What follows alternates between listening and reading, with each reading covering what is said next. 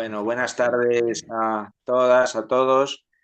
Y bueno, hoy en nuestro seminario pues nos convoca un trabajo, ¿no? El seminario de introducción, el trabajo de Freud de duelo y melancolía, que no sé si pues habréis tenido ocasión de poderlo releer, un trabajo, en mi opinión, muy bonito, muy interesante. No es tampoco no es largo, pero tampoco es especialmente sencillo, sobre todo la primera vez que se toma contacto con él. Pero bueno, es una puerta de abordaje a una cuestión que en los trabajos de Freud, la terminología en la que introduce es una parte, digamos, de lo que es el duelo, que ahora iremos comentando del trabajo, y luego el concepto de lo que es melancolía.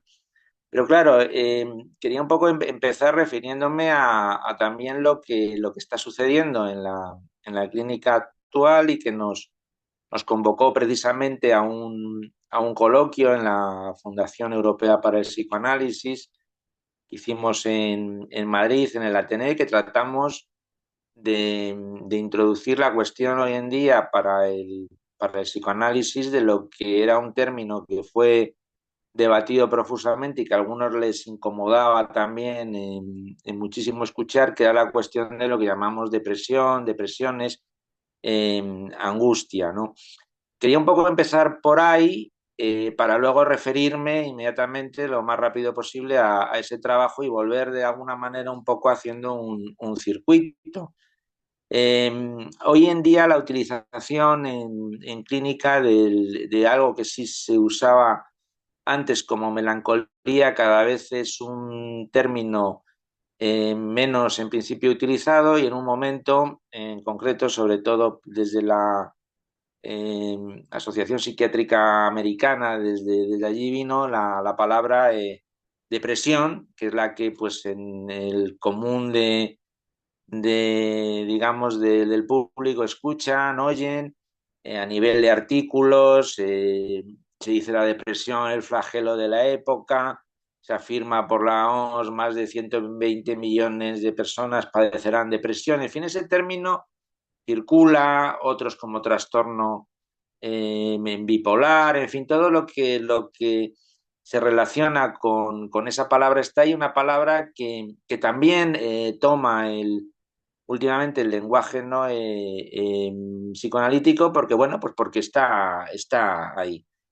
Entonces hay dos preguntas que en mi opinión surgirían es si se le puede dar alguna significación a qué es la depresión, si existe la depresión en singular y si se hablase desde un punto de vista médico, pues utilizarán otra palabra que escucháis, que escuchamos todos y que también pues en ocasiones nos incomoda, ¿no? En cierto modo a los psicoanalistas, que es la cuestión de trastornos, ¿no? Estamos viviendo, ¿no?, la época de los trastornos, de los modelos biologicistas, conductistas y que nos viene, como os digo, sobre todo desde la psiquiatría americana.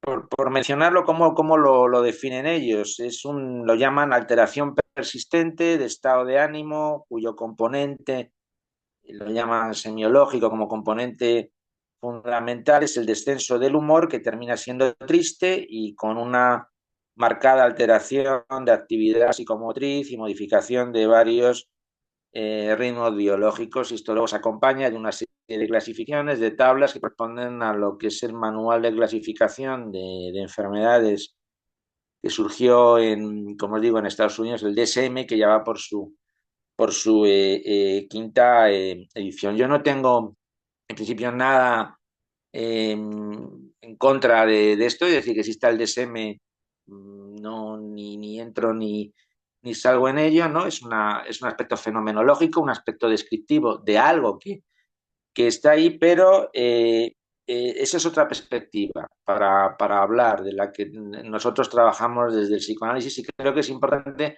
en general no tenerlo en cuenta, pero no mezclarlo. O sea, yo pongo este ejemplo siempre, que sería, bueno, nosotros podemos hablar de la física, si hablamos física de Newton para entender la caída de una manzana, pero si nosotros estamos hablando del mundo de lo muy pequeño de los electrones, hablamos de los principios de la física cuántica que no tiene que ver y no podemos aplicar iguales reglas para una cuestión que otra. Es decir, son aspectos o fenómenos que se exploran de una manera, pero que no tienen en cuenta procesos que nosotros trabajamos desde lo inconsciente. Entonces, ¿qué hace el psicoanálisis? Es posicionarnos en otro lugar para ver este problema.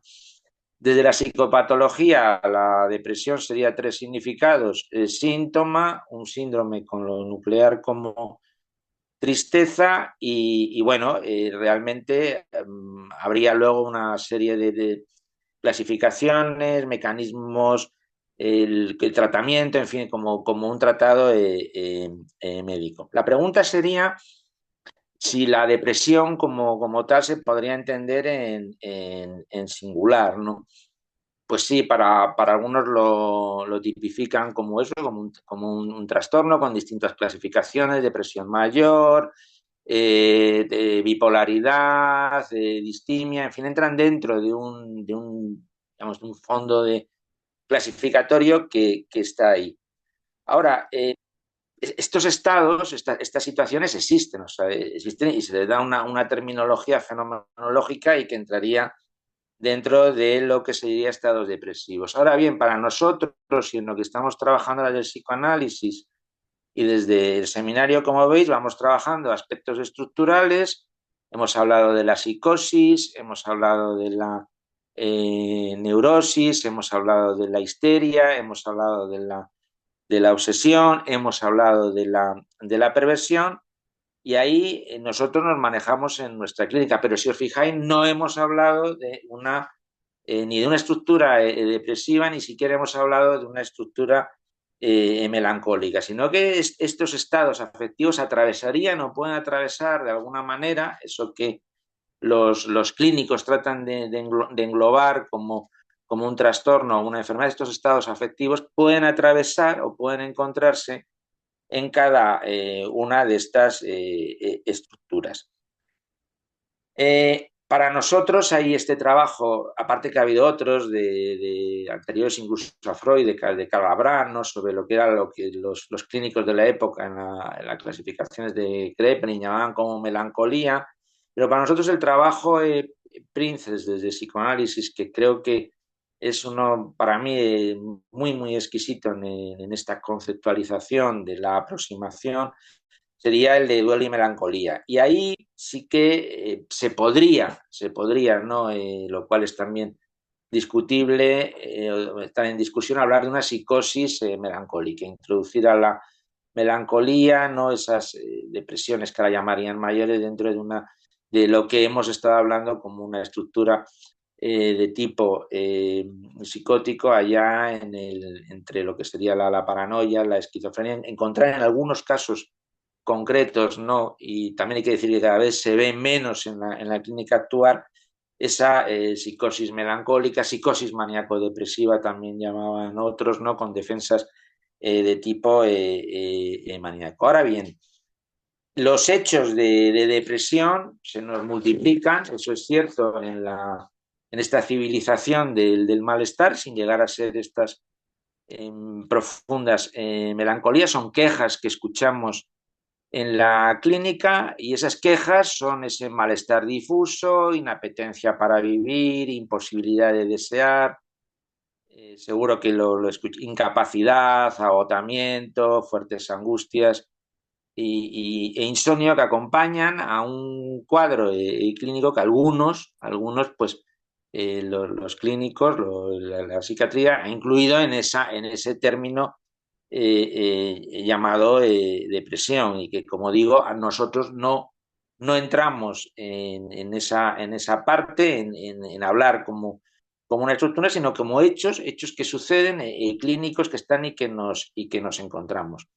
Y donde lo que aparece es una repetición desoladora, ¿no? de lo mismo. Es un sujeto que no puede dar al pasado un sentido nuevo y se niega a imaginar un porvenir, En la repetición viene un retorno de lo mismo, con sentimientos de vacío, de mucha fragilidad y de una disolución del ser.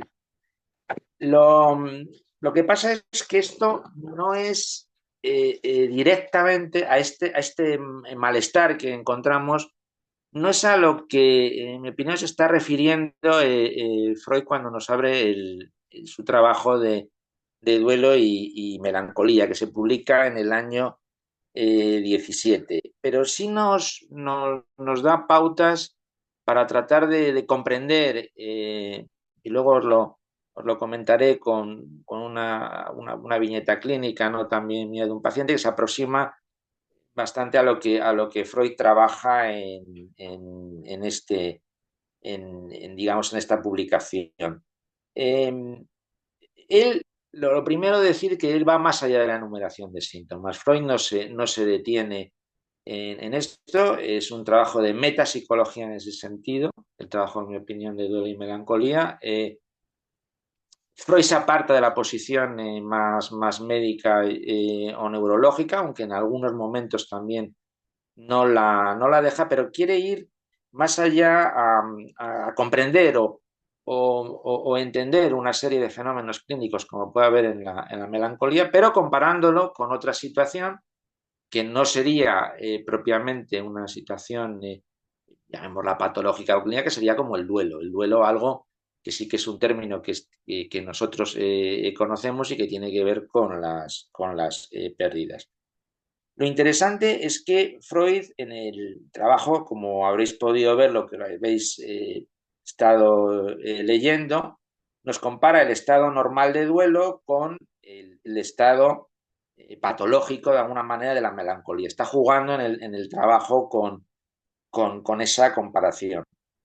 Y entonces Freud nos habla ahí de una reacción que se produce en los sujetos ante una pérdida, él dice, real o imaginaria de un objeto.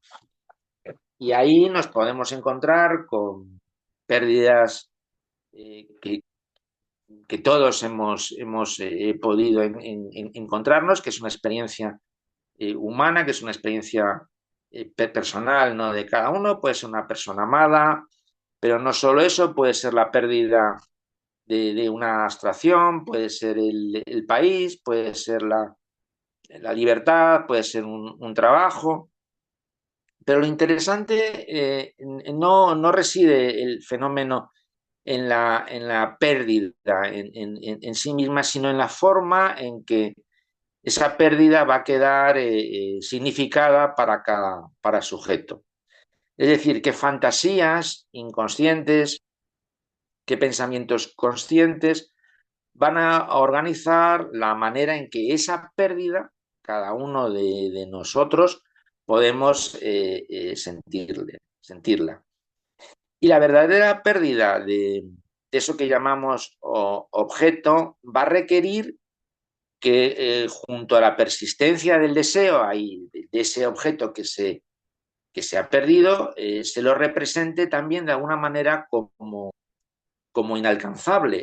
Es decir, es una construcción psíquica del objeto como de alguna manera perdido. Ahí lo vemos evidentemente en el fallecimiento, por ejemplo, de una persona amada, pero en otros casos es un poco más ambiguo cuando tiene que ver, pues a lo mejor un trabajo, pero lo interesante es que hay un momento en que puede darse como que no hay, no es recuperable eso de lo perdido en la fantasía, en el fantasma. Y es curioso porque eso lo retoma Freud más tarde en un trabajo muy interesante en inhibición, síntoma y angustia, y donde dice Freud insatisfacible carga de anhelo como lo específico de reacciones frente a la pérdida de objeto. Es decir, es una insatisfacible carga de anhelo y compone esa insatisfacible carga de anhelo un estado afectivo con un doble componente. Uno sería de ideación, una idea, donde el deseo que se dirige al objeto se presenta como que no se puede realizar. Y hay un segundo componente caracterizado por por un afecto depresivo que Freud ahí nos diferencia en concreto al afecto de angustia, lo da una diferencia. Y a Freud le sorprende algo, y es que a pesar de las importantes desviaciones en la conducta normal ante la vida que ocasiona el duelo, estas pérdidas, a nadie se le ocurriría considerarlo patológico ni remitirlo a un médico para su tratamiento. Sin embargo, a nosotros hoy, más de un siglo después de Freud haber trabajado en el 17 este artículo y casi ya a un siglo de inhibición, síntoma y angustia, nos sorprende precisamente que hoy en día incluso se empieza a realizar ya el hablar, y en el DSM viene sobre dar tiempos a los duelos y de tratamiento, sobre todo farmacológico del mismo, y cosa que antes era muy, muy poco frecuente, y hay ya médicos que se plantean interferir en el proceso del duelo con medicación. Pero ¿por qué se produce esta paradoja? Pues porque hoy no se piensa que se esté interfiriendo en nada, solo se estaría llevando a ayudar a esa persona en una situación difícil para que esté mejor. La pregunta sería, mejor hasta qué punto, llevarlo con alegría a una pérdida, cómo podemos medir ahí la ayuda. Y Freud nos razona que si la conducta del duelo no la consideramos patológica es porque la podemos explicar. Hay una explicación y sin embargo hoy lo que tratamos es de introducir todo en un tubo de ensayo, aplicarle un procedimiento científico y añadirle una estadística, muy difícil a lo que Freud nos plantea en este trabajo.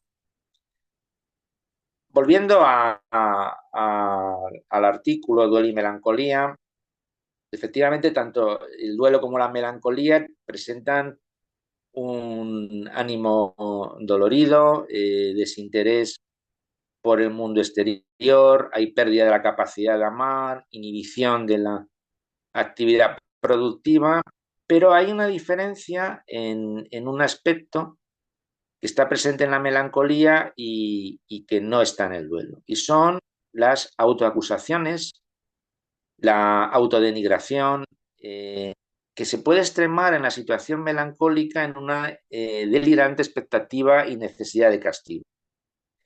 Y ahí encontramos en la clínica que el melancólico habla de sí como de un ser de escaso valor, de gran miseria interior, culpable de todos los males del mundo. Y mientras que en el duelo es el mundo exterior el que a la persona se le hace pobre y vacía, en palabras de Freud, en la melancolía, la pérdida, esto es muy, muy interesante, es desconocida por el sujeto porque es algo que se ha perdido en el yo, por el cual es este el que se ha vuelto pobre y vacío. Es decir, Freud lleva la cuestión de la melancolía a la realidad psíquica de ese sujeto, mientras que el duelo lo lleva al empobrecimiento en el afuera, ¿no? Digamos, del sujeto. Y el trabajo del duelo, Freud lo explica en la base, dice, el lento deshacimiento de la libido del objeto perdido. Esto es muy bonito, que se ejecuta pieza por pieza con un gran gasto de tiempo y energía. Una vez cumplido el trabajo de duelo, el yo se vuelve otra vez libre y desinhibido. En palabras de Freud en el trabajo. Y en cambio nos dice, para la melancolía, se postula que existe una pérdida de objeto que se llama afrenta o desengaño real o imaginario, cuyo resultado no es precisamente este lento desasimiento y desplazamiento hacia otro objeto, sino que la libido que se retira del objeto va hacia el yo por medio de la identificación del yo, dice Freud, con el objeto resignado, con ese objeto perdido. Y ahí está el núcleo para el psicoanálisis de lo que se considera la melancolía, una identificación del yo con el objeto. De ahí que se afirma, esta es una frase también que os tomo literal, muy bella, de Freud dice, la sombra del objeto cae sobre el yo, quien en lo sucesivo puede ser juzgado por una instancia particular como un objeto, como el objeto abandonado.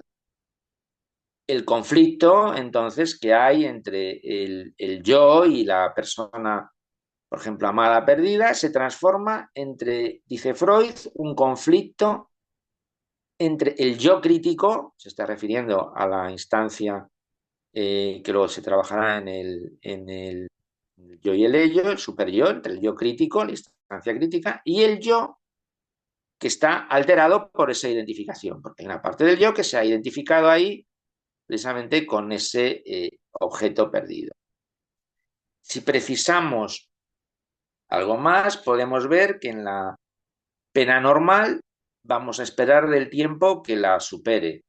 Es decir, poco a poco, a un tiempo de cada uno, el principio de realidad se va imponiendo sobre la frustración que para el sujeto supone la pérdida del objeto. En la melancolía también se sabe qué objeto es el que se ha perdido, pero esto es lo importante. El sujeto lo que no sabe, lo que ignora, es lo que con él ha perdido. ¿Y qué cosa es la que puede perderse en forma tal que suponga una tan dura aflicción, como pasa ahí en la melancolía? Y Freud nos hacía ver, en ese trabajo ahí queda bastante también indicado, el objeto perdido es valioso en la medida en la que uno está identificado con él. Esto es valioso tanto para el duelo normal como para la melancolía, pero muy insistente en la melancolía, donde esa identificación es tan fuerte que cuesta mucho más, que es imposible a veces no el poderse desasir de ese objeto que se ha interiorizado. Lo que ocurre en la melancolía, a diferencia del duelo, es que la identificación del yo con ese objeto ha sido de una calidad, de una fuerza, en donde la pérdida de ese objeto que está afuera es como si se perdiera algo dentro de uno mismo, dentro del propio yo. La persona se ha identificado con ese objeto, se siente culpable, se reprocha la pérdida del mismo, lo mismo si la causa real de la pérdida es por culpa de la persona que si es por el objeto mismo. Por eso decía Freud que esos autorreproches realmente están dirigidos hacia ese objeto que está fuera, pero que está en la identificación inconsciente dentro. O sea, está autoatacándose así, pero está atacando al objeto que ha perdido. Y al identificarse fuertemente con el objeto, externaliza esos autorreproches que son muy, muy llamativos en la melancolía y muy duros, muy, muy dolorosos, muy culpógenos y se producen.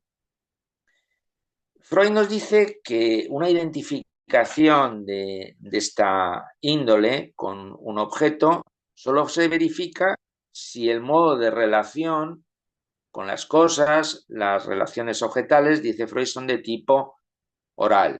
Y eso lleva a una cierta inmadurez del yo. Y esa inmadurez es la que hace factible que al sobrevenir la pérdida del objeto aparezca la melancolía y esta exprese una regresión del sujeto, de la libido, a esos estados primigenios. Y añadirá que una persona de estructura narcisista no puede ligarse al objeto amoroso en una relación de intercambio recíproco. Va a haber una relación narcisista al objeto. Ya había trabajado en introducción al narcisismo y es siempre un sujeto necesitado de gratificación. Y si el objeto amado no gratifica, en el sujeto aparece agresividad contra él, que es agresividad contra él mismo. Hay una autoagresión en estos estados melancólicos muy fuertes y no están externalizadas, sino dirigidas contra ese yo que se ha identificado al objeto, en donde también hay relaciones ambivalentes de amor y odio y amor y amor y dependencia. Se puede cerrar un círculo vicioso, pérdida del objeto, culpabilidad por la misma muy, muy intensa y melancolía con una posición ambivalente, amor-odio hacia ese objeto perdido.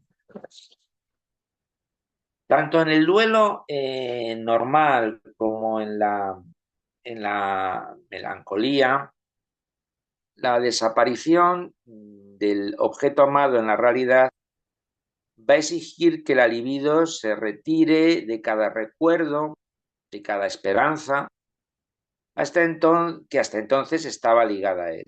La libido, de alguna forma, según Freud, quedaría libre y estaría disponible para poderse dirigir al mundo exterior y poder buscar otros objetos.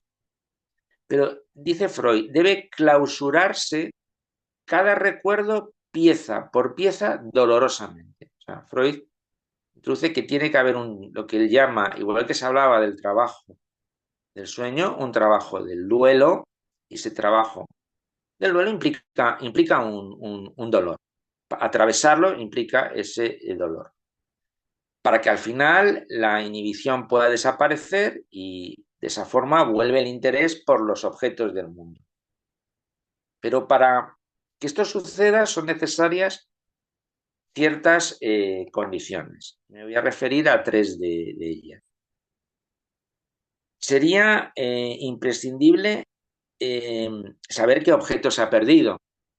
Eso parecería obvio en algunos casos, pero puede ser difícil en algunas otras circunstancias. Puede ser que se haya temido perder el objeto, se haya roto algo en una relación que no ha terminado, puede no ser una persona, puede ser un ideal, o no parece perderse a veces nada tras ganar una meta difícil y sin embargo pueden existir situaciones de melancolía, de aflicciones en esos casos. También puede saberse a quién se ha perdido, pero no lo que con él se ha perdido. Un ejemplo sencillo, un paciente tiene un amigo de toda la vida, se comparten identificaciones que pueden haber él hecho jugar un papel paterno a esta figura, coincide que el amigo tiene, por ejemplo, un hijo y cambian los términos de la relación, hay menos presencia física y psíquica del amigo y esto puede reactivar en la persona que sufriese en este vínculo, pudiera tener una situación melancólica, reactivar y actualizar un abandono experimentado al nacer un hermano pequeño, por ejemplo. Pero el afectado no lo ve en términos de pérdida. Simplemente puede sentirse triste, dará cualquier excusa o reproche al amigo, se apartará de él, tendrá una queja. Lo que ha reprimido es la posición subjetiva que le produce ese afecto. Es decir, la relación que no ve es la que hay en este ejemplo sencillo entre su tristeza y la paternidad del amigo. La segunda condición sería para que se pueda cumplir el trabajo del duelo y tiene que ver, y ahí expresado por Freud en Duelo y Melancolía, reactivar cada recuerdo y cada esperanza ligada al objeto perdido para retirar dolorosamente de ellos la energía psíquica de la que son portadores. Por tanto, es necesario no solo no olvidar, sino también todo el proceso de trabajo en el recuerdo. Y en tercer lugar, será necesario que además de evocar cada recuerdo, se vaya retirando poco a poco la energía libidinal que alberga. Esta es la parte más dolorosa y sería el momento de decidir seguir el camino de la pérdida y desaparecer con el objeto, o el otro camino, perseguir las satisfacciones que la vida proporciona y los nuevos objetos, es decir, desplazar el interés a otras cosas.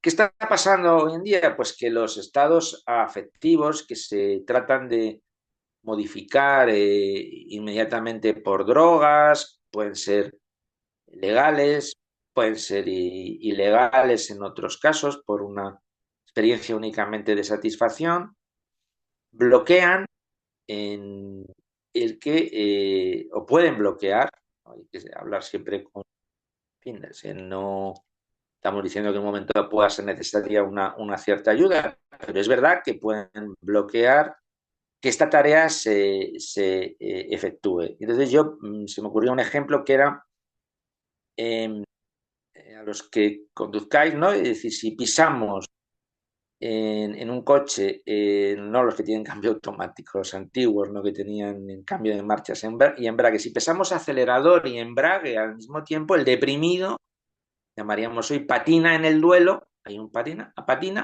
y realmente no avanza, no se está produciendo, está bloqueado este trabajo de duelo que se estaba mencionando. Y pueden producirse fijaciones a situaciones melancólicas, a cronificación, en algunos casos, de estos procesos. Como estamos viendo, y en el trabajo de Freud se ve, la diferencia con el melancólico frente al duelo normal es que el melancólico habla de sí mismo en un momento dado como si hablase de otra persona. Y por eso no manifiesta ningún tipo de vergüenza, y lo podemos ver lo hemos podido ver en la consulta, cuando se denigra ante el analista o ante el público de una manera muy, muy manifiesta. Ocurre como si una parte del individuo tratase a otra parte de ese mismo individuo como un extraño. Y en realidad, y a nivel inconsciente, ese extraño fue la persona perdida en la realidad. Es decir, no deja de ser un sadismo que en realidad iría a la persona amada, perdida o próxima a perderse. ¿Y por qué ejercer sadismo sobre una persona amada? Porque el odio, como sabéis, va ligado al amor. Y si no, todos podríamos hacer una lista de las personas que han podido despertar los pensamientos más iracundos y otras con las que amaron y aman. Y ahí aparecería un gran número de coincidencias, de ahí la ligazón, sabemos, odio y amor. ¿Qué haría el melancólico? A nivel inconsciente, incorpora la persona perdida y la mantiene presente. ¿Por qué? Porque de algún modo así no pierde al objeto, lo mantiene en el interior. Hay una fuerte identificación con él y la lucha en un momento dado por desembarazarse de ese objeto, por todo el dolor, claro, que le está produciendo, es lo que le podría en un momento dado también empujar en una situación dada al suicidio. Si tiene la suficiente fuerza, se levanta a veces la inhibición. Por eso, en estados melancólicos, y se ha visto muy profundos, que ha habido tratamiento con, con antidepresivos que rompen el mecanismo de la inhibición, la persona lo que hace es actuar precisamente, en algunos casos, la situación de suicidio. Y esto llevó a una cuestión con si recordáis, uno de los primeros antidepresivos Prozac que hubo y unas situaciones donde algunos pacientes tomándolos se podían suicidar y se obligó legalmente en Estados Unidos a que uno de los prospectos donde apareciera que el suicidio podría estar como, como elemento, como un efecto secundario del tratamiento en la toma de estos antidepresivos.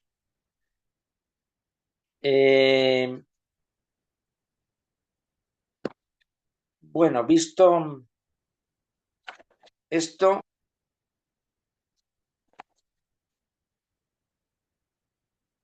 quería mencionaros en concreto un caso una viñeta clínica de un caso que creo que tiene cierta relación o bastante relación con el trabajo de duelo y melancolía. Fue un paciente que Trabajé Perdón, con él perdón, aproximadamente. Alfonso, mira que lo estamos grabando, ¿eh? Te aclaro. Sí, lo comento porque es ya de hace bastante tiempo y realmente lo que voy a comentar es algo que él en el trabajo analítico publicó, hizo Ah, una bueno. publicación y es No, público, entonces lo simplemente podemos. te aclaro porque si lo publicamos, si lo corto o no lo corto, después me dices. No ¿Mm? hace falta porque Dale. se puede incluir porque es un texto que está, que él mismo compartió, ¿no? En un momento dado conmigo. Mm. Este hombre viene a verme por una situación muy terrible y es el suicidio en concreto de su hija, una hija de 15 años. Él realmente cuando viene a verme, pues os podéis imaginar, está en una situación, llevaba a la hija cuando él viene a verme ya hacía 10 meses, ¿no? Que se había producido este fenómeno, había estado iniciado pues algún tratamiento con algún psiquiatra, había tomado algún antidepresivo, pero él no estaba realmente convencido que ese fuese el camino y a raíz bueno, de otra paciente que yo tuve le recomendó, bueno, que viniera conmigo y que iniciase un proceso eh, analítico, un proceso largo, complicado, ¿no? Como podéis imaginar, todos los sentimientos de culpa que él tenía en el suicidio de la hija. Él era un hombre, eh, se había divorciado de la madre de la chica, había iniciado otra relación de pareja y él en algún momento pues sentía que, digamos, no había estado lo suficientemente atento o pendiente de la hija. Él, la hija se llamaba María y, bueno, él en un momento dado, para elaborar todo bueno, porque no sabíamos cómo en un principio, o sea, yo le acompañaba, pero veía que esto, lo que decíamos, se veía todo lo que estaba comiendo. Efectivamente, había una identificación, había introyectado a la hija, había inculpación, o sea, toda la sintomatología esta que os mencionaba estaba en él. Pero bueno, ¿y qué hacemos con esto, no? Y yo lo que traté de acompañarle, ¿no? En el trabajo era que pudiera de alguna manera externalizar esto y separarse de alguna manera de la hija que él había interiorizado. Entonces, él le encantaba la fotografía, se había apuntado a unos cursos de fotografía y entonces decidió que iba a realizar o procesar algo del trabajo del duelo, parte con escritura y parte con fotos que él iba tomando o mostrándome en algún momento dado de su hija, de las personas, de la familia, ¿no? ¿No? Que iban mostrando sus rostros, eh, digamos, su dolor, ¿no? Y en entrevistas que él hizo a familiares de la hija y que bueno, le permitía de alguna manera poder hablar de ello. Fue alguna foto muy interesante que él traía porque él se parecía mucho a la hija tenía 15 años, como os digo, y entonces hay un juego de fotos donde él superpone como una veladura, ¿no? La foto de la hija sobre él mismo, ¿no? De alguna forma, y luego la separa. Me venía a anillo al dedo la sombra del objeto, ¿no? Caía sobre yo en la frase de, de Freud. El caso es que al final escribió, publicó este libro muy bonito con las fotos. Luego escribió un poco y lo que quería compartir con vosotros es lo que él había escrito, porque me pareció de una dureza y a la vez de una belleza muy interesante. Empieza, bueno, el texto que él trae, ¿no? Con todas las fotos, con todas las cuestiones que tienen que ver también con las familias, con el dolor de las familias, y habla de su hija. Entonces, él inicia el trabajo con lo siguiente, dice, María, la hija, esperó toda la noche a que todos los miembros de la casa se fueran a dormir. A su manera se despidió de todos y cada uno de sus familiares. Al sentir la casa absolutamente dormida, María bajó al lugar más recóndito, más escondido de su casa, con una almohada en una mano y un revólver en la otra. Nadie escuchó el disparo, pero al día de hoy sigue sonando. María solo dejó un charco de sangre, preguntas, dolor y culpas. Solamente dejó la siguiente nota: los amo a todos, perdón. Ahí, digamos, sería como cuando empieza el proceso. eh, eh, bueno, podéis imaginar, o sea, muchas sesiones, llanto, autoacusaciones, el sintiéndose el culpable, en rabia, en fin, esto resume ahí muy brevemente muchas sesiones, mucho trabajo. Y luego escribió otra, dentro de este trabajo, y está publicado, hablaba de cómo expresar sus sensaciones, ¿no? En relación a este complejísimo duelo que se movía entre el duelo y la melancolía, porque tampoco está separado, es decir, este hombre se estaba moviendo entre entrar en una melancolía profunda o poder evitar que se le congelara en ese punto el duelo y poder salir y poder volver a la vida.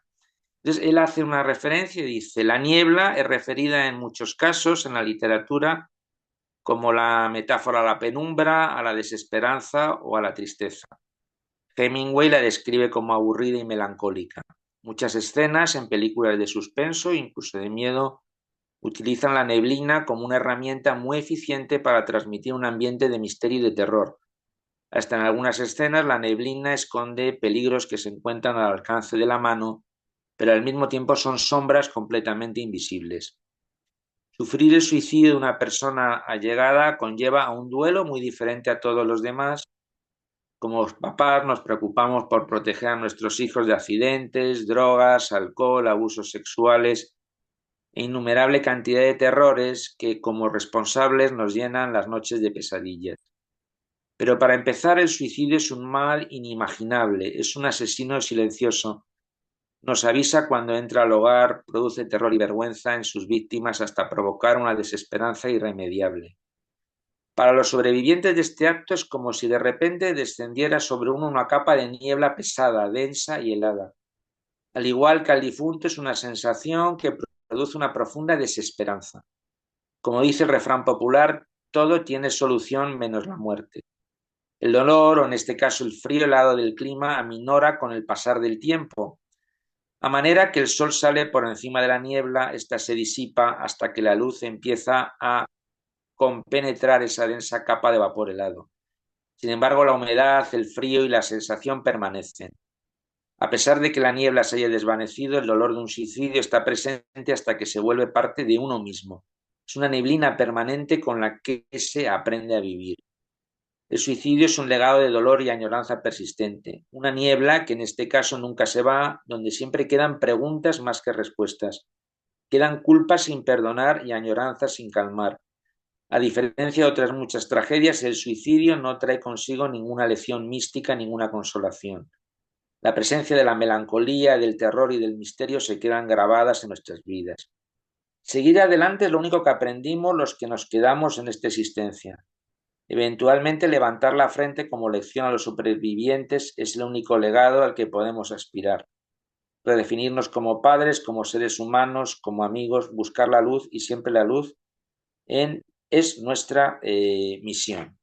Esto lo escribió él también, se trabajó esto que él escribe en un momento del análisis, pero aún así él volvía, o sea, volvía no a, si os fijáis, o sea, vuelve a mencionar la culpa, vuelve a mencionar los autorreproches, hasta una sesión muy interesante donde él viene, porque tampoco era un hombre, había podido llorar, pero de rabia, pero veías efectivamente la identificación a la hija, seguía el autorreproche dentro de él. Y un día que llegó, y esto es lo que poco cerraba parte de su proceso de análisis o de elaboración de duelo y que abría el campo de nuevas esperanzas. Y es lo que él coloca como epílogo de este libro. Y dice, y esto es una paginita, la voy a compartir con vosotros. eh, prácticamente refleja lo que sucedió en una sesión más o menos. Decidí escribir como epílogo de mi travesía por el dolor y mi disertación fotográfica el poema de Mary Fry titulado Do not stand at my grave and weep, que traducido al español quiere decir no te pares en mi tumba a llorar. Ninguna traducción al español me dejó del todo satisfecho y decidí intentarlo traducirlo yo mismo. Justo me encontraba en la frase de I am the gentle autumn rain, a la que yo le estaba traduciendo como soy la ligera lluvia de otoño. Él mencionaba efectivamente que él estaba en su casa. Cuando empecé a escuchar, lo relató en la sesión, el ligero golpeteo de la lluvia sobre el tragaluz, porque tenía una casa con un techo con una ventana que estaba cerrada. Entonces él dice, se hace una pregunta ahí. ¿Era acaso María? Mi móvil hizo un silbido alentándome de que había entrado un mensaje distrayéndome de la lluvia. Desbloqueé la pantalla de mi teléfono para leerlo. Era la aplicación del clima enviando una alerta que decía así, ligera lluvia cae sobre Madrid. Y se pregunta, ¿era acaso María? Salí a la terraza a ver qué tan ligera era la lluvia y como María, ésta se había ido. Había refrescado justo lo necesario y desapareció. Ni una gota me cayó ni tiempo tuve para apreciarlo. Mucha gente, al perder a un ser querido, asegura recibir algún tipo de señal de los que han partido, algún mensaje sutil que les hace saber que el difunto está bien y que se encuentra en un mejor lugar. Desde el punto de vista psicológico, los psicoanalistas se referían a mí, tienen la teoría de que somos nosotros mismos, desde nuestro inconsciente, los que estamos buscando estas señales que nos den algún tipo de tranquilidad e interna. No para darle paz al muerto, sino para buscar paz para los vivos. En la encrucijada del momento en donde tenía que escoger yo entre la posibilidad de un mensaje del más allá o aceptar que era mi inconsciente el que quería resurgir, elegí, después de más de 3 años, darle una oportunidad a creer por un instante que estaba recibiendo un mensaje sutil de lo inexplicable. Elegí aceptar el mensaje de que mi hija me estaba diciendo, estoy bien, papi.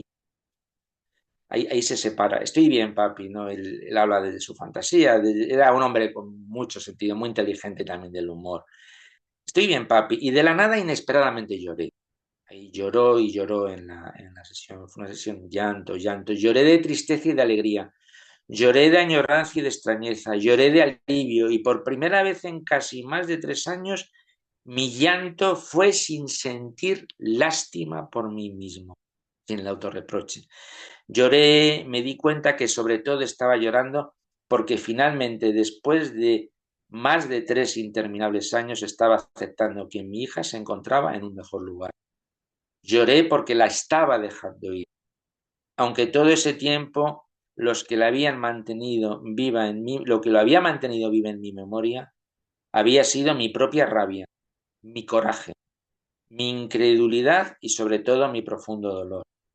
Me encontraba anestesiado y una ligera lluvia de otoño me despertó y lloré. Y cierra el libro con el poema de Mary Fry, no te pares en mi tumba a llorar, no estoy dormida, no estoy ahí. Soy mil vientos que soplan, soy el brillo de diamantes en la nieve, soy el sol en el trigo maduro, soy la ligera lluvia de otoño, cuando despiertes en el reposo de la mañana. Soy el silencioso espíritu de las aves levantándose en un vuelo circular, soy la suave luz nocturna de las estrellas, no te pares en mi tumba a llorar, no estoy ahí, no me morí, Mary Fry. Y bueno, os lo he traído porque me evocó muchísimo el trabajo de Freud de duelo y melancolía en alguien que no había además leído en ningún momento este paciente de duelo y melancolía. Y bueno, lo dejo ahí para que podamos ahí hablar y dialogar. Muchas gracias por vuestra paciencia y escucha. Eh, hay aplausos, ¿eh? Yo los estoy viendo ahí. Eh, Realmente me ha encantado tu presentación y aparte, digamos, toda esta última parte muy, muy emotiva realmente eh, ha llegado. No sé Sí. si alguien quiere hacer algún comentario ahora. os podéis habilitar el micrófono directamente y damos paso a la charla.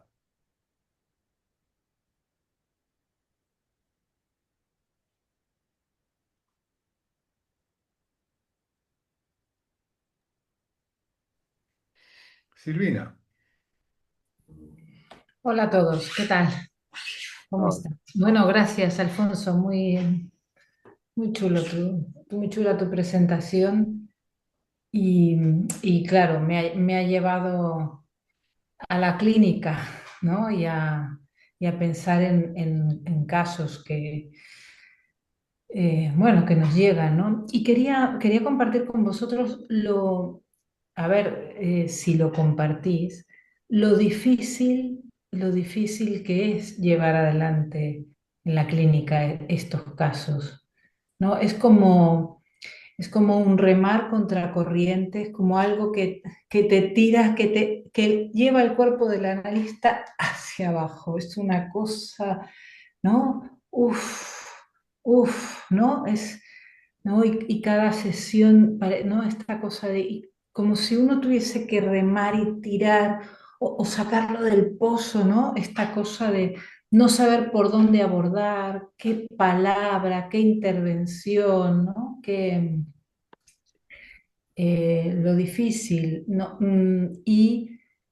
Es interesante cómo, claro, has podido hacer un recorrido largo con este paciente, pero no tenemos siempre la fortuna, total. o no sé si decirlo así, de poder hacer un recorrido, porque el paciente melancólico muchas veces desaparece y otros te llaman familiar porque lo deja, no puede venir, no sé cómo lo has manejado, pero en muchos casos yo lo que he hecho es hacer red con algunos familiares, ¿no? También, como para poder sostener y sostener esa sensación de lo que pueda hacer de un pasaje al acto concretamente, ¿no?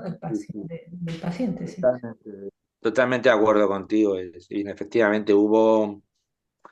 em, sí, me está acordando del último trabajo claro, de Alejandro sobre la transferencia, ¿no? El punto no de enlace ahí, pero es verdad que te genera a veces como un peso que está tirando de ti. Y con él sí que hubo momentos, por supuesto, donde él, en concreto, a veces le veías que decías, este hombre puede generar en una situación un pasaje al acto, el suicidio incluso en esa situación, ¿no? Y sí, es duro, es realmente duro, es largo, es un tira y afloja cuando parece, por ejemplo, ¿no? Por eso en el trabajo, cuando parece que la cosa iba.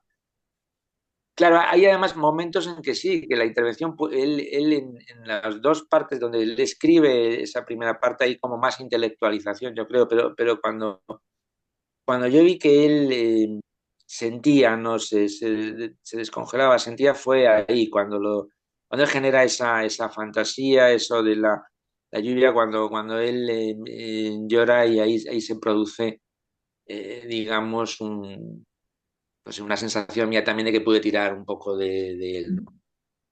Pudimos ahí. Pero sí estoy de acuerdo, es duro. Sí, muchas veces, es cierto, no dejan de venir, hay inhibición, hay que buscar un garante en un momento dado. Efectivamente. Claudia.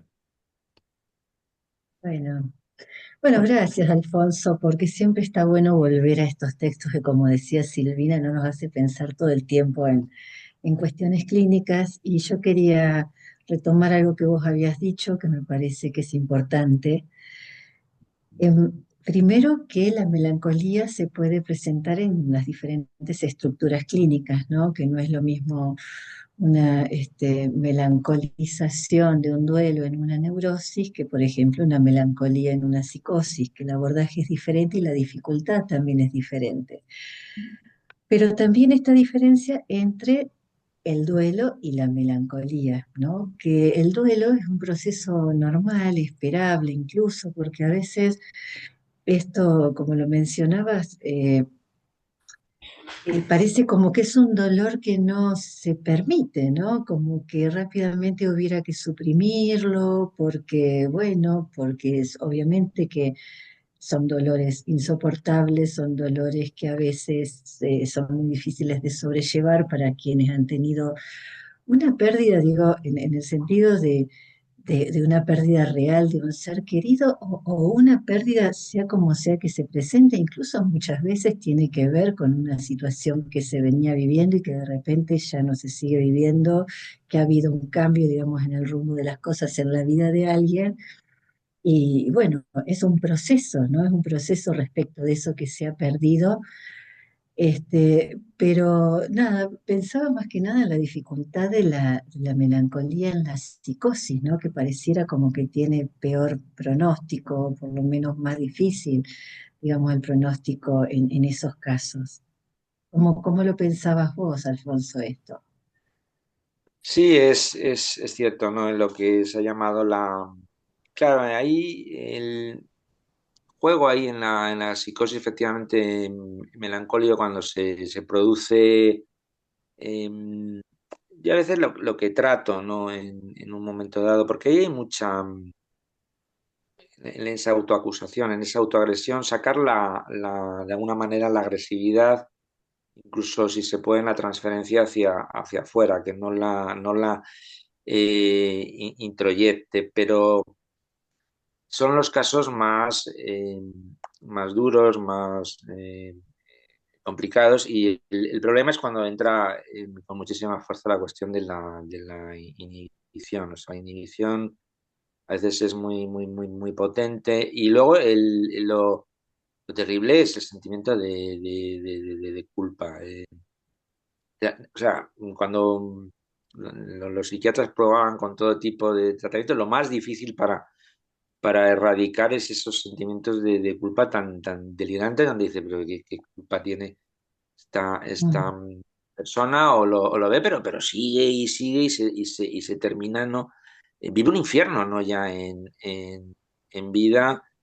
Y ahí pues es acompaña, y bueno, ahí lo que juega a veces efectivamente en el modelo de psicosis maníaco-depresiva la defensa maníaca. O sea, cuando surge el mm. cicla y hace la defensa, que para mí es una defensa maníaca que a veces se puede jugar con ella y tironea y permite romper el circuito de la inhibición, que a veces tras muchísimo tiempo de estar en situaciones de ese tipo y aparece de repente un cambio, un viraje en un momento dado por un acontecimiento, por algo, entra en lo otro que también es complicado, porque hay a veces cuando se producen también las salidas de los análisis, se van, desaparecen y vuelven luego arruinados o vuelven otra vez al punto inicial.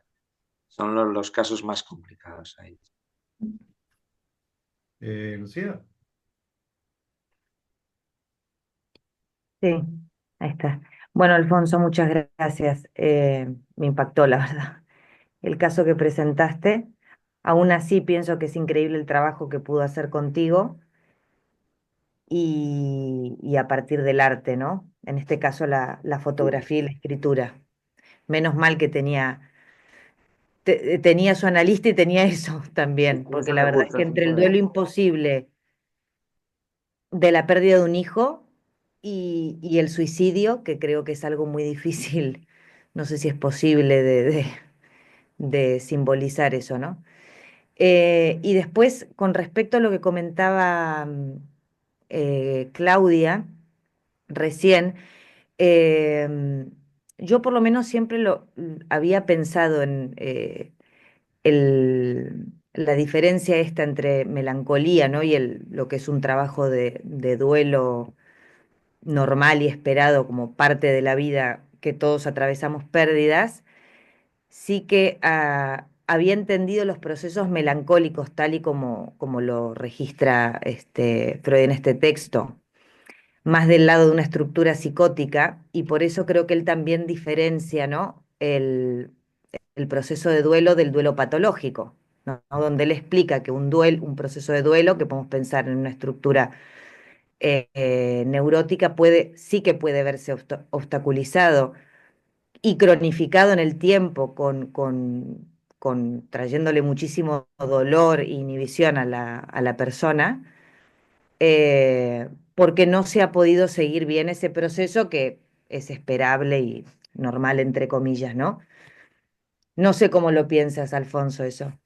Sí, clásicamente, efectivamente, ahí hay una cuestión, ¿no? Que todavía andamos en debate, ¿no? Es decir, creo que ahí Freud en el trabajo y hablando de esa melancolía se está refiriendo a la psicosis melancólica, es decir, a algo no que estaba efectivamente referido en la clínica frente a los duelos, digamos, que entrarían en otra característica. ¿Ha habido algún autor? Hay textos de Jean Berger, ¿no? Donde hablaban de incluso de la existencia de una posible, se habló en algún momento de estructura, ¿no? Melancólica como tal para no incluirla como una estructura puramente psicótica. Para mí sí es en las melancolías más profundas. Yo creo que ahí es a lo que Freud se está refiriendo en el trabajo, entraría dentro de ese rango, efectivamente, frente a los duelos, en la salida de situaciones ya, cuando se entra en situaciones melancólicas de esa profundidad, muy complicado, ¿no? Porque, sobre todo por ese sentimiento de culpa, la inhibición, son procesos muy duros. Aunque es verdad que yo no sé vosotros, antes se aparecía más en la clínica, ahora son otros modelos, ¿no? De situaciones, no prioritariamente lo que llamamos, lo que se llama ahora las depresiones y todo esto, no tienen que ver con esa finura con la que Freud trabaja el aspecto de la psicosis melancólica, ¿no? En concreto, ¿no? Estoy de acuerdo que es Mariana, más. perdón, no sé si habías terminado porque Mariana pidió la Sí, sí, palabra, sí, parece. sí. Sí, muy interesante el caso y bueno, y toda la exposición como la ha desarrollado Alfonso.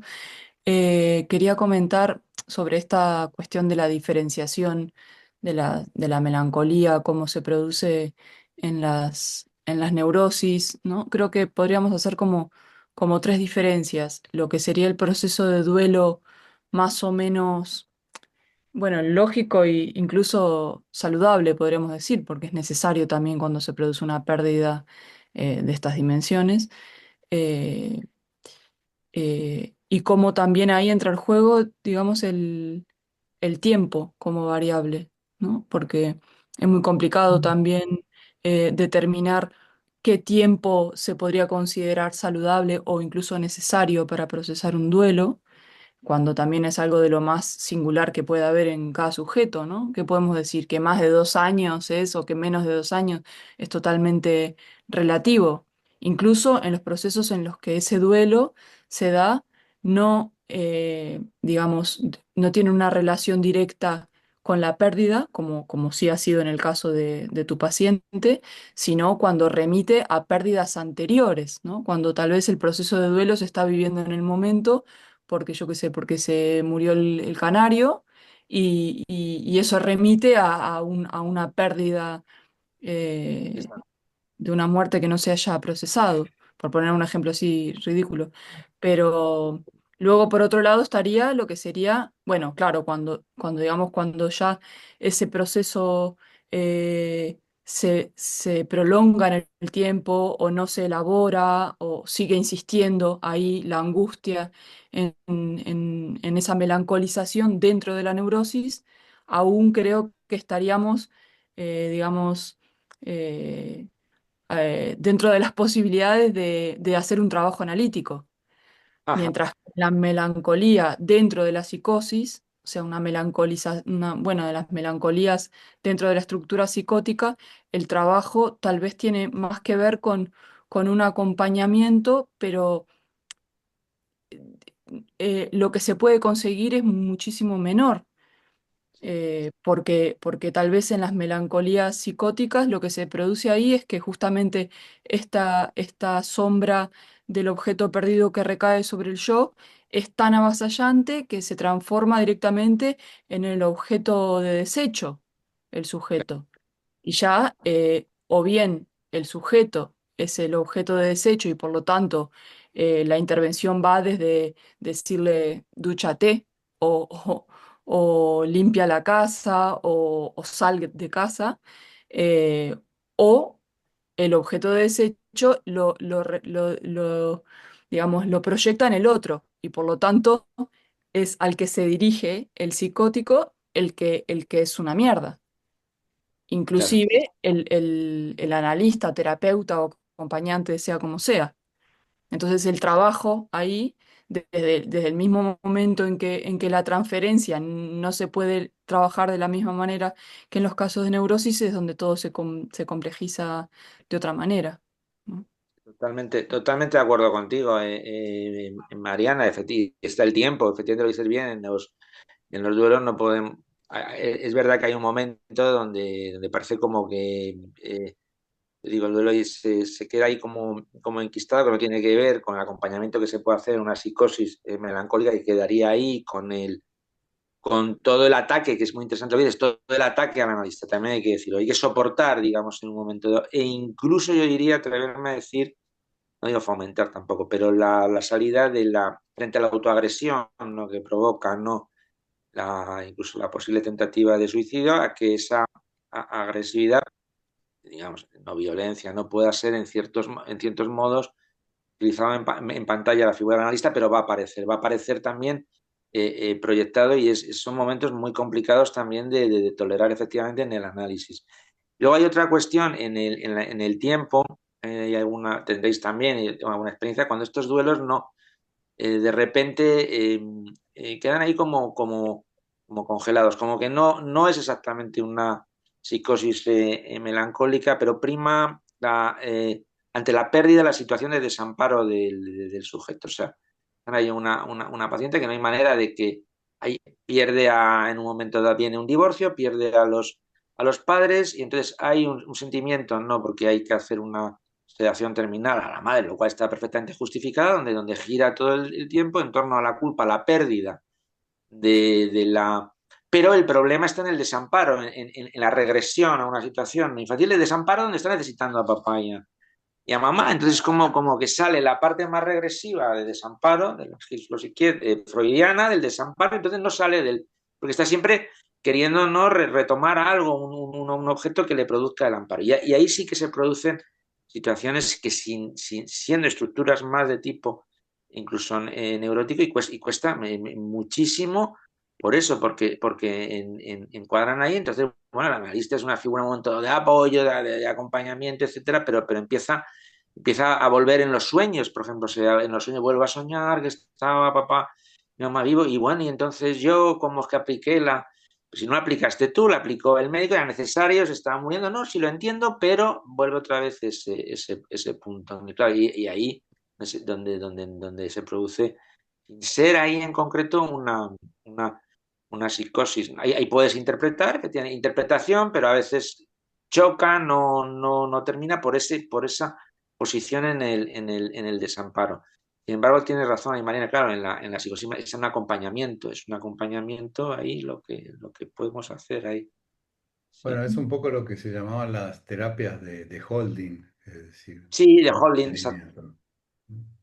sin duda. Ahora, pensaba esto del tiempo, ¿no? Porque lo trae Mariana y qué importante que es porque el tiempo que está en juego en los duelos no es un tiempo cronológico, ¿no? Si bien uno puede, qué sé yo, pensarlo, cuál es el tiempo para un duelo, más o menos, cuál es el tiempo en donde uno puede decir que el duelo es un duelo normal o un duelo patológico. Pero también pensaba en esos casos en donde a veces alguna cuestión sintomática particular que trae a alguien a un análisis, cuando ese análisis avanza, lo que deja revelado es viejos duelos que no han sido procesados, ¿no? Como quien dice borrón y cuenta nueva, el show debe continuar, ¿no? Bueno, este tipo de presentaciones en donde ese duelo que no fue procesado y tramitado en el momento en que la pérdida acontece, pareciera como que retorna sintomáticamente en otro tiempo y que es a partir del análisis en donde uno puede pesquisar algo de eso, de lo que no ha podido hacerse con esa pérdida en su momento, ¿no? Me parece que esto nos hace pensar justamente en el tiempo, en los tiempos subjetivos para cada proceso y este, para que esa pérdida tenga alguna tramitación de algún tipo, ¿no? De alguna manera, que, bueno, que lo deje al sujeto parado en otra forma, de otra manera. Sí, yo estaba pensando en algunos duelos que socialmente están, no sé si condenados, pero en realidad son como los duelos no permitidos, ¿no? No prohibidos, no permitidos, que avergüenzan un poco, ¿no? Tal vez uno de ellos podría ser el duelo por un animalito, ¿no? Por una mascota, ¿no? Es decir, parecería ser que si se te muere el perro no puedes llorar o el gato no puedes llorar, ¿no? Y no puedes estar muy angustiado. Y bueno, a los que se nos han muerto mascotas lo sabemos.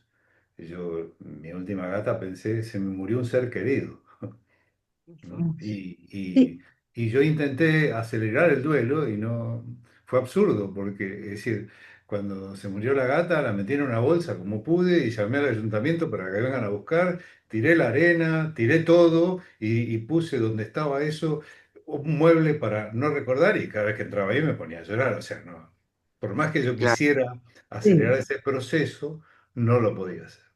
Y Incluso, el otro ah, duelo que también me parece es importante señalar, que son estos duelos no permitidos como prohibidos, que pueden ser el duelo, qué sé yo, por una expareja o por un amante.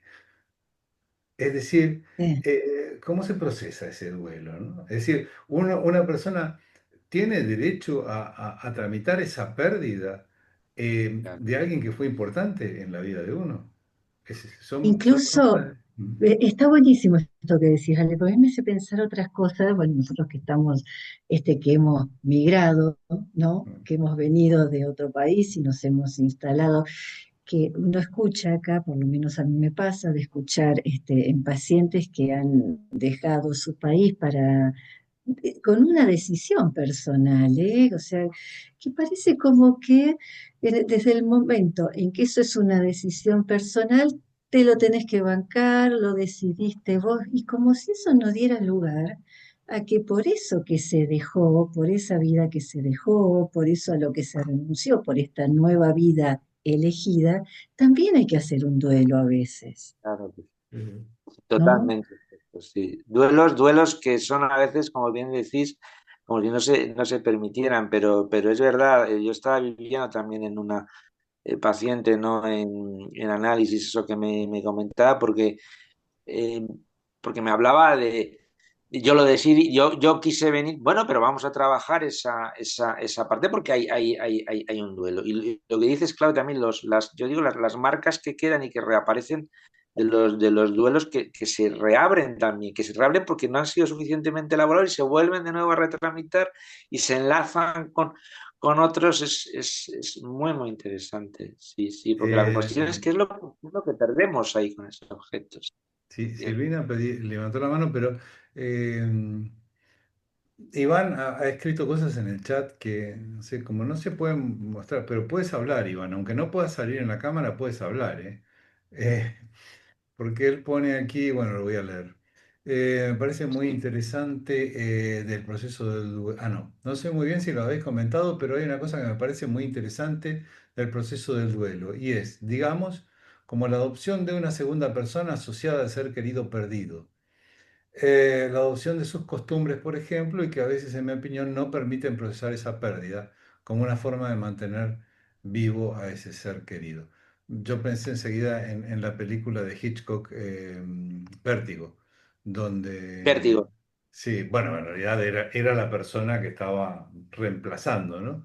Pero él quiere, digamos, hacerla parecerse a como realmente él la conoció. Bueno, no digo mucho más por si alguien no la vio y la quiere ver esa película.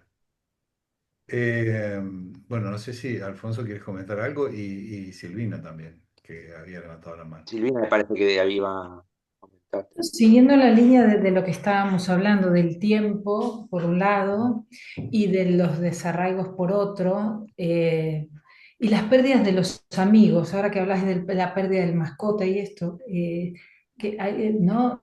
Esta cuestión de se pierde un amigo, se pierde un grupo de amigos en diferentes edades, que también ahí hay un duelo que tramitar, ¿no? Porque a veces parece que tampoco está permitido y ahí es que te hizo no sé qué, por qué te ves si te hizo tal cosa. No, a ver, sí, pero fue mi amiga, fue mi amigo. Esto por un lado. Y ahora pensaba en el desarraigo, en el duelo de cada uno, es verdad, cada uno toma una decisión, se va, se instala en otro lugar, su nueva vida, pero esos duelos, porque son en plural, ¿no? En los desarraigos creo que son en plural, que no están bien resueltos, trabajados, tramitados, como explicaba Alfonso, ¿no? Que, bueno, sacado del texto de Freud, ¿no? Ese como trocito a trocito deja una marca en la generación que sigue. Esa generación que sigue, que nació en el nuevo país o que no, que se trasladó con un año o dos, que tiene el recuerdo aquí, también hay algo que aparece ahí del duelo no resuelto, de lo silenciado, de lo que no está bien tramitado, ¿no? Que me parece importante en tiempos donde además, bueno, no solo no están bien vistos, sino que no hay autorización, ¿no? No hay, no, mira, rápidamente aparece en internet la receta para superar tu duelo y lo que tienes que hacer es esto, lo otro, ¿no? Que la psicología positiva de hoy Mm. propone en general, ¿no? Y cuando llega el paciente y se angustia ante algo que está diciendo, ¿no? De pronto se sorprende y esto de dónde viene. A Claro. veces se puede parar ahí, tirar de algo o subrayar algo y a veces de esto no quiero hablar, ¿no?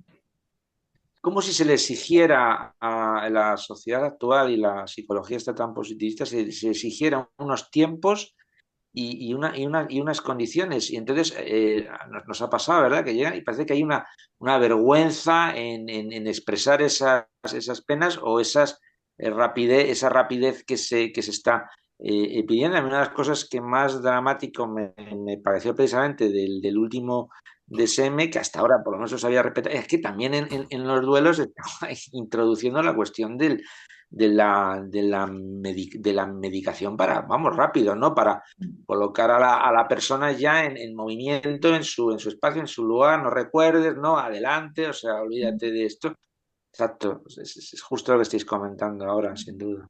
¿Y qué vas a ir a un psicoanalista? Pero a ver, por favor, ¿cuánto tiempo? No, pero a ver, ¿Cuánto justamente. tiempo? ¿Qué vas a hacer? ¿Y qué haces yendo a un psicoanalista, por favor? Pudiendo ahora coger el librito de autoayuda o tómate esta Mm. píldora, ¿no? Adelante, No, y sí. aparte esto que decías, Alfonso, de cuál es la función de un analista en el trabajo de un duelo, y que Silvina también lo decía, que muchas veces es simplemente ofrecer una oreja para que se pueda hablar de eso que se perdió con lo que se perdió, ¿no? Exacto. Porque está, digamos, el misterio del asunto. ¿Qué es lo que cada uno pierde en eso que se pierde? ¿Qué es lo que... el otro día una paciente me decía, es como que un pedacito mío se ha ido, ¿no? Ahí con eso, pero muchas veces poder hablar de qué es ese pedacito, bueno, de eso se trata el trabajo del duelo, de poner palabras a ese vacío que ha quedado con esa pérdida, ¿no? Poder Trocito. bordear algo, hacer algo con eso que permita seguir viviendo a pesar de esa ausencia. Claro, Sí, porque además justamente son esas cosas que no se pueden hablar en la cafetería con el amigo, porque es muy difícil que te puedan entender. Arránquenme el dolor que siento en este momento en el cuerpo, o siento que me falta un brazo, ¿no? Esas cosas que uno puede decir en un lugar como es, ¿no? Como lo es que con un parece que, analista. me parece que tenemos que también tener siempre presente que en realidad cuando hablamos de este dolor y de esta angustia que produce una pérdida, estamos hablando algo del orden de lo real, que no tiene significantes como para poder, digamos, buscamos esos significantes, pero esos significantes en todo caso, digamos, nos ayudan a soportar ese real, Mm. pero no consuelan, ¿no? Exacto. Y sobre Exacto. todo porque tal vez de repente, dice yo, la muerte de los padres, ¿no? Son muertes esperadas, y que yo digo siempre que ahí se juegan como una doble vertiente, ¿no? Sobre todo si uno ha podido tener los padres hasta ya un poco más mayor. Entonces, qué sé yo, cuando se muere un padre, qué sé yo, cuando falleció mi padre, yo pensé en algún momento, bueno, hay dos partes, ¿no? Una es, murió mi padre.